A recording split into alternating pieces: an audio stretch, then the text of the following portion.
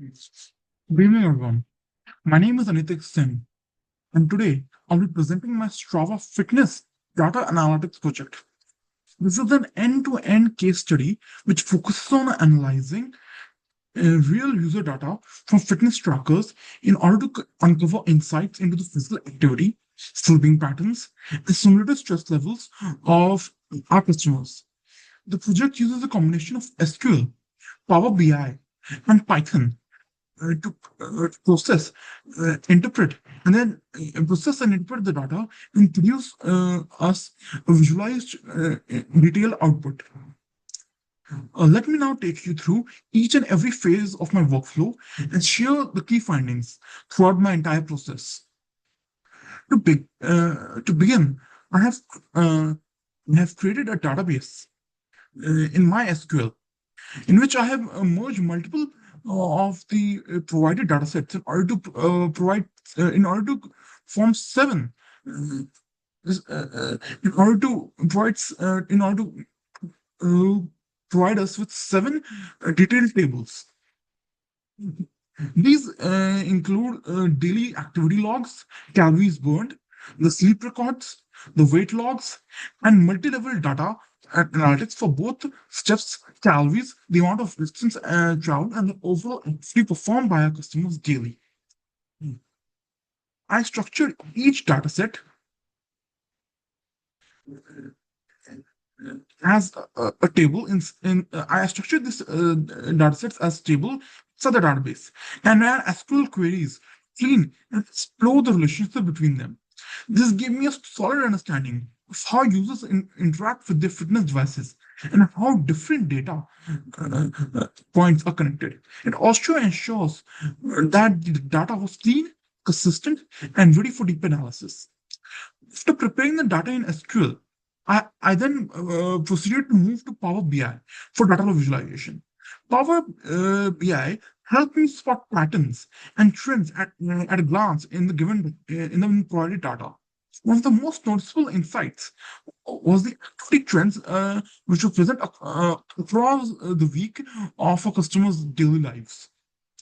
Most users were significantly active on Saturdays compared to weekdays, and Sundays had the lowest step count, as people in general consider those to be rest days or holidays.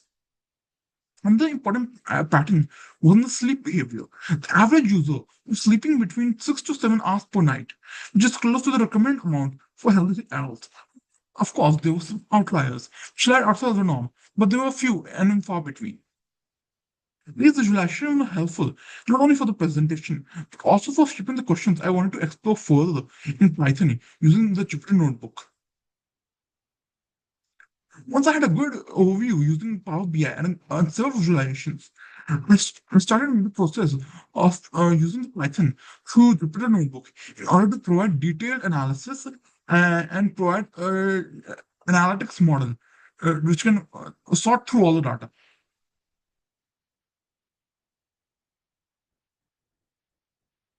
I imported those six datasets using Pandas and then began by cleaning them, converting the data formats, handling missing values, and merging datasets where needed. The merged dataset allowed me to analyze how a sleep activity, exercise, and calorie data align for each user on a daily basis.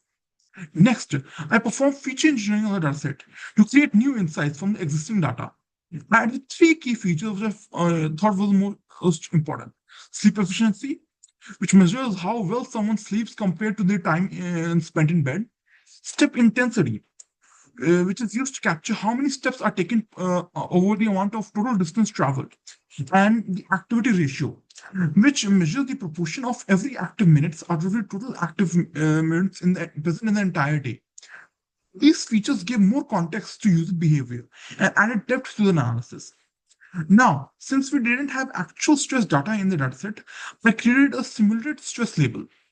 I assumed that if a user slept, I gave data that if the user slept for less than 5 hours and more than 1,000 sedentary minutes, they could be classified as high stress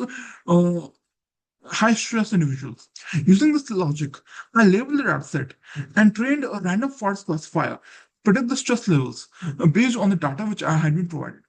The model performed exceptionally well, reaching almost a 99% accuracy, which was expected due to the rule-based nature of the labels. Still, this is a good demonstration of how the fitness data can be used to model mental or physical health indicators.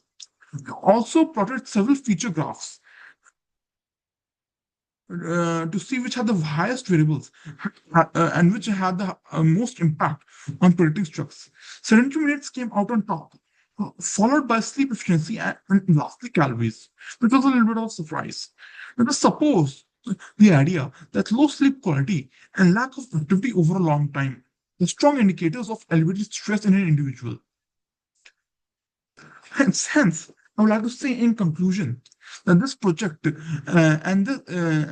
the data shows that the fitness is an important part, and the trackers provided by Strava can be used to extract actionable insights and build health-focused models, which can be used to improve the daily life of our customers and provide them with a healthier living lifestyle.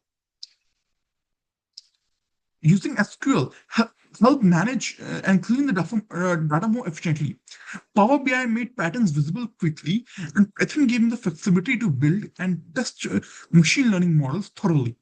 Although the stress prediction was simulated and had a little bit of assumption present in it as well, the overall methodology can easily be adapted for real-world use with detailed stress data, making it more useful for digital health platforms and personalized wellness tools. I would like to thank everyone for going through this presentation and reviewing my project.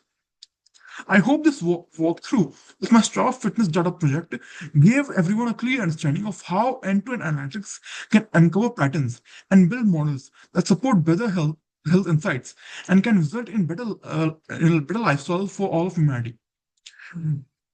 Thank you everyone for attending this presentation.